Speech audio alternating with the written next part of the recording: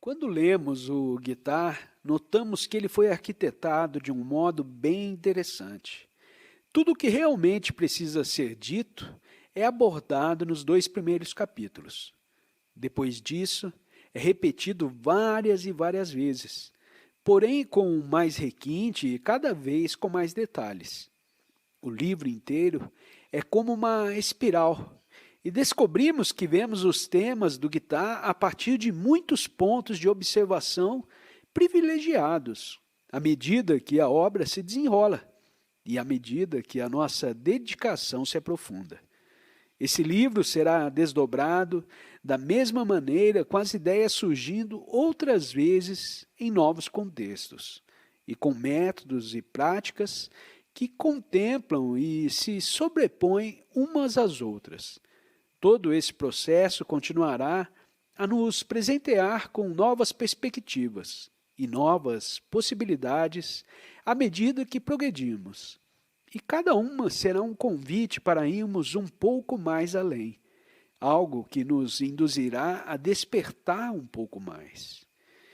E se esse livro realmente funcionar, ao final da leitura, você descobrirá que não será mais o mesmo que lê essas palavras agora.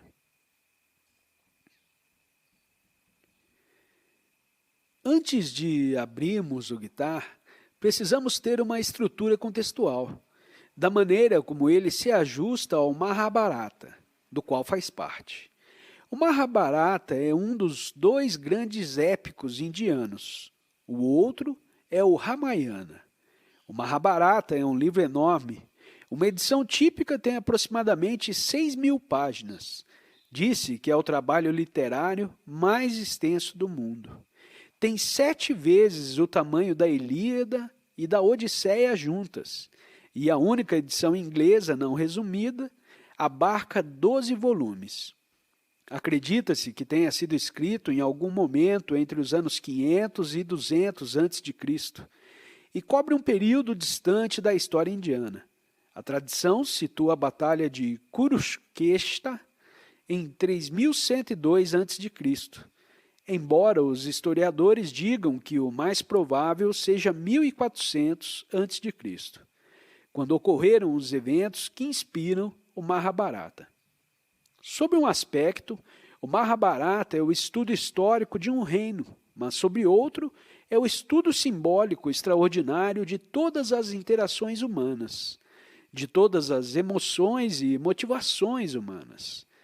É como um livro incrível de psicologia sob a forma de um drama, e que foi escrito sobre um ponto de vista muito consciente, o que significa que, embora possa ser lido somente pela perspectiva de uma história melodramática e romântica, pode também ser estudado para descobrirmos o seu simbolismo mais profundo. E bem no meio do Mahabharata, pouco antes do clímax de uma batalha entre as duas famílias guerreiras do reino, surge o diálogo entre Krishna e Arjuna, chamado Bhagavad Gita, ou a Canção do Senhor. A história do Mahabharata envolve o reino de Bharat, no norte da Índia. O rei de Bharat tinha 2 filhos, Dhritarashtra e Pandu. Dhritarashtra era o irmão mais velho, e normalmente seria o primeiro na linha sucessória do trono, após a morte de seu pai. Mas ele tinha nascido cego, e as tradições da época não permitiam um rei cego, de modo que Pandu recebeu o trono e governou o reino. Bem, o que a cegueira de Dhritarashtra representa na história é algo que tem sido comentado com grande encanto por inúmeros eruditos hindus durante séculos. Alguns dizem que a sua cegueira representa o seu apego ao filho Duryodhana, o que o faz ficar cego para o Dharma, cego para a verdade ou para a sabedoria superior. Outros dizem que a cegueira representa a natureza da condição humana, que é cega devido à sua falta de intelecto superior. O simbolismo é muito rico. Pandu, o irmão mais jovem, o rei, possui 2 esposas, Kunti e Madri, e 5 filhos com elas. Desses 5 filhos, que por sua vez são os bons camaradas, os Pandavas, Yudhishthira era o mais velho. Yudhishthira era virtualmente a encarnação do Dharma, embora tivesse um pequeno defeito, o jogo. Ele gostava de jogar dados e isso, como veremos, é o que finalmente nos leva à situação difícil, na qual nos encontramos com Kurukshetra. Bhima, o segundo filho de Pandu, era muito forte e um pouco imprudente. Arjuna, o terceiro, era puro, nobre, cortês e heróico. Ele é o nosso herói do Gita. E havia 2 filhos mais moços, os gêmeos de Madri. Dhritarashtra, o irmão mais velho, cego, tinha 100 filhos, todos da mesma esposa. Eu sei, 100 filhos. Mas teremos que admitir fatos estranhos como esse no Mahabharata. Abrimos espaço para eles no Velho Testamento com o registro de um homem de 120 anos tendo vários filhos. Vamos então admitir que os fatos sejam diferentes em épocas diferentes. A esposa de Dhritarashtra, Gandhari, era incrivelmente devotada a ele. Era tão devotada que, como ele não podia ver, ela manteve os seus próprios olhos cerrados durante toda a sua vida de casada, porque dizia que seria impróprio para ela enxergar, sendo o seu marido cego. Isso é o que é devoção. Bem, após alguns anos do seu reinado, Pandu matou acidentalmente um Brahmane. Mataram um Brahmane, mesmo por acidente, é algo realmente ruim. E para reparar o ato, Pandu retirou-se para a floresta, a fim de realizar o Tapasaya, deixando o reino aos cuidados de Dhritarashtra. Após alguns anos, enquanto ainda estava na floresta, Pandu morreu vítima de uma maldição, e Dhritarashtra continuou a governar Bharat. À medida que os filhos cresciam, Duryodhana, filho mais velho de Dhritarashtra, sentia cada vez mais inveja de Yudhishthira, filho mais velho de Pandu. Podemos ver que as leis de sucessão ficaram um pouco confusas nessa situação, mas parecia que Yudhishthira, como filho mais velho de Pandu, seria aquele que herdaria o reino quando Dhritarashtra morresse, e que Duryodhana o queria para si. Ele praticou todos os truques sujos conhecidos para conseguir seu intento. O Mahabharata dedica centenas de páginas às descrições de todas as maneiras que Duryodhana empregou para se livrar dos Pandavas e ficar com o reino. Finalmente, ele deu uma grande festa e convidou todos os Pandavas. Construiu um palácio magnífico para recebê-los. Porém, este fora feito de um material muito inflamável. E durante a noite, após todos os Pandavas adormecerem, ele incendiou o palácio. Felizmente, os Pandavas tinham sido avisados por um servo leal e todos os 5 filhos e suas mães escaparam por uma passagem subterrânea, indo para a selva se esconder. Mas, para acrescentar um pouco mais de sabor a essa história, enquanto estavam escondidos vivendo em uma caverna na selva, os Pandavas ouviram dizer que haveria um Shivayamvara, uma cerimônia para selecionar um esposo para Draupadi, a bela filha de um rei muito poderoso que desejava encontrar um companheiro. Naturalmente, todos os príncipes participaram, porque todos desejavam se casar com uma moça tão bela e rica. Na competição, foram estabelecidas várias tarefas: atirar com um arco mágico, atingir o alvo através de seu reflexo em uma poça, proezas desse tipo. Todos os príncipes tentaram e todos falharam. Então surgiu um jovem sacerdote Brahmane que realizou facilmente todas as tarefas, uma após a outra.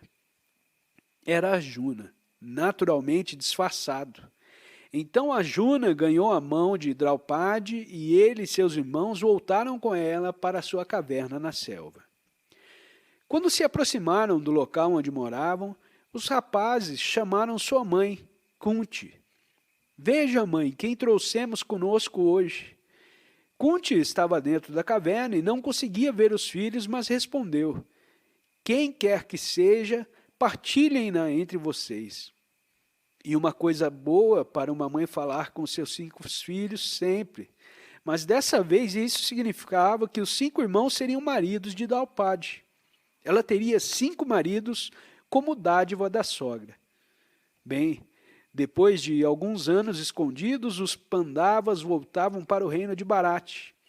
E Dhritarashtra, que na verdade não era mau, foi seu filho quem perdeu o controle. Insistiu que Duryodhana desse a eles um pedaço de terra para governarem.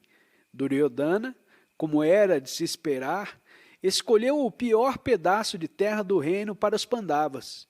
Não havia nada lá, mas apesar de tudo, Yudhishthira e seus irmãos foram bem-sucedidos e criaram um reino próspero, bom e bem dirigido. Isso fez com que Duryodhana ficasse naturalmente ainda com mais inveja. Ele ficou insanamente tomado pela inveja, e tudo em que conseguia pensar era conspirar contra os Pandavas. Duryodhana lembrou-se de que Yudhishthira, o irmão Pandava mais velho, gostava de jogar dados. Por isso o desafiou para uma partida e levou um jogador trapaceiro para ser o seu oponente. Os dois jogaram e durante o jogo Yudhishthira perdeu tudo. Perdeu o reino e tornou seus irmãos cativos e traiu Draupadi. Tudo o que tinha perdeu. Duryodhana ficou extasiado. Sentiu-se tão senhor da situação com o que tinha feito que levou consigo Draupadi, planejando rasgar suas vestes para deixá-la despida diante da corte e envergonhá-la. Mas quando se aproximou dela para tirar o sari, descobriu que quantos sares ele tirasse, tantos outros surgiam por baixo. O chão ficou coberto de sares. Mas Draupadi continuava vestida porque era protegida pela pureza do Dharma. E naturalmente por Krishna, a quem os Pandavas tinham encontrado enquanto estavam escondidos, e que estava a seu lado ajudando-a secretamente. Quando Dhritarashtra soube do episódio com Draupadi, ficou tão aborrecido com o comportamento do filho que concedeu a Draupadi 3 pedidos. E ela disse: bem, em primeiro lugar, liberte meus maridos. E em segundo lugar, devolva-lhes suas armas. Isso é o suficiente. Não precisarei do terceiro. Eles serão capazes de cuidar de tudo a partir daí. Dhritarashtra então manteve a sua promessa e libertou os Pandavas. Mas assim que os irmãos ficaram livres, Duryodhana atraiu Yudhishthira para outro jogo de dados. Parece que Yudhishthira não aprendia nunca. Nesse jogo, os perdedores, ao qual naturalmente foram Yudhishthira e seus 4 irmãos, tinham que partir e viver na selva por 12 anos. E no 13º ano, seria ainda pior. Tinham que ir para mais longe ainda durante todo aquele ano, porque se fossem encontrados por Duryodhana, teriam que passar outros 12 anos na selva. Mas se conseguissem superar tudo isso, Duryodhana prometeu que no final do exílio eles teriam o reino de volta. Então, eles voltaram para a selva e passaram os 12 anos. E no 13º ano, para se esconderem, tornaram-se servos de um rei em um reino vizinho. Duryodhana fez de tudo para encontrar os irmãos, mas não conseguiu. No final do 13º ano, voltaram para Bharati e se apresentaram diante de Duryodhana, dizendo: nós conseguimos, agora queremos o nosso reino. E Duryodhana respondeu: sou irredutível, ficarei com o reino. Não lhes darei uma terra sequer da largura de uma agulha.